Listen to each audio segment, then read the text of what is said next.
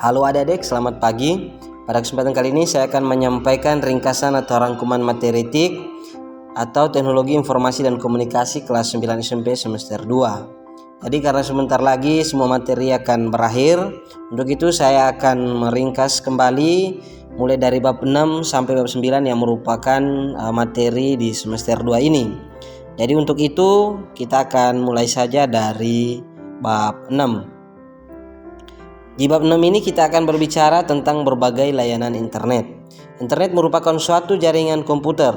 Agar dapat bermanfaat, harus dikembangkan aplikasi atau fasilitas yang dapat dilakukan melalui jaringan komputer tersebut. Dengan munculnya berbagai aplikasi internet, maka kita dapat menikmati berbagai layanan internet. Ada berbagai macam layanan internet, contohnya adalah web, surat elektronik atau email, transfer file, remote login, chatting, gopher, bulletin board system, dan sebagainya.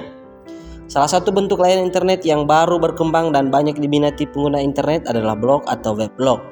Blog merupakan sarana bertukar informasi dan pengalaman dengan menuliskannya di situs penyedia layanan blog.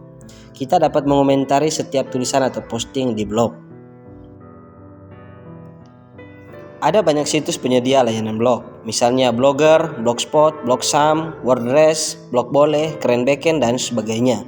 Untuk dapat menggunakan blog, kita harus mendaftar terlebih dahulu. Setelah mendaftar, kita bisa memilih template dan melakukan posting. Layanan internet berupa situs pertemanan digunakan untuk melakukan berbagai aktivitas sosial dan pertemanan secara online. Contoh yang paling populer adalah MySpace, Multiplay, Friendster, dan Facebook.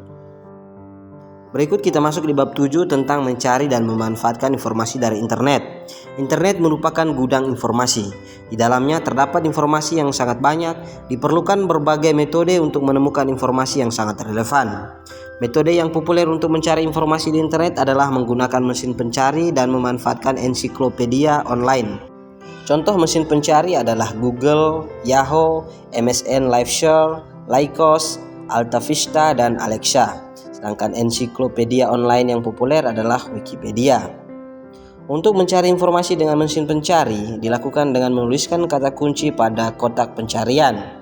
Untuk pencarian spesifik dilakukan dengan pengaturan-pengaturan pada bagian pengaturan spesifik. Informasi dari halaman web dapat berupa halaman web dan gambar. Informasi ini bisa disimpan, disalin, atau dicetak untuk berbagai keperluan. Sekarang kita masuk di bab 8 tentang layanan komunikasi interaktif di internet. Internet menyediakan berbagai layanan komunikasi interaktif. Layanan yang banyak digunakan adalah surat elektronik atau email dan chatting. Berdasarkan ketergantungan pada sambungan internet, ada dua macam email, yaitu email online dan email offline. Email online mengharuskan selalu terhubung ke internet untuk melakukan segala aktivitasnya. Email offline hanya memerlukan hubungan internet ketika menyimpan dan mengirim email. Untuk dapat menggunakan layanan email, kita harus mendaftar dengan mengisi formulir registrasi. Alamat email yang kita miliki bersifat unik atau hanya ada satu di dunia, yang dituliskan pengguna @nama domain. Dengan email, kita bisa berkirim dan menerima surat elektronik. Email yang kita terima bisa kita teruskan ke orang lain, dibalas atau dihapus. Kita bisa juga melampirkan file tertentu ketika mengirim surat elektronik. Layanan chatting berupa pembicaraan dalam bentuk teks. Dalam percakapan ini sering digunakan istilah atau singkatan-singkatan tertentu. Ada pula susunan abjad tertentu untuk mengungkapkan perasaan yang disebut smiley. Untuk menggunakan layanan chatting, komputer harus terinstall program IRC client. Penggunaan email dan chatting harus mematuhi etika yang berlaku sebagai bentuk penghormatan kepada orang lain. Sekarang kita masuk di bab terakhir, yaitu bab 9 tentang mengenal multimedia dan presentasi. Multimedia adalah metode penyampaian informasi dengan memanfaatkan beberapa media sekaligus. Misalnya menggabungkan teks, suara, gambar, animasi, dan video. Multimedia digunakan dalam dunia hiburan, game, pendidikan, dan bisnis. Dengan multimedia, informasi bisa diterima dengan lebih baik.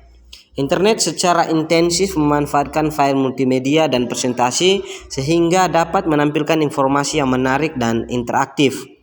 File multimedia melibatkan lebih dari satu media seperti teks, gambar, animasi, suara, dan video.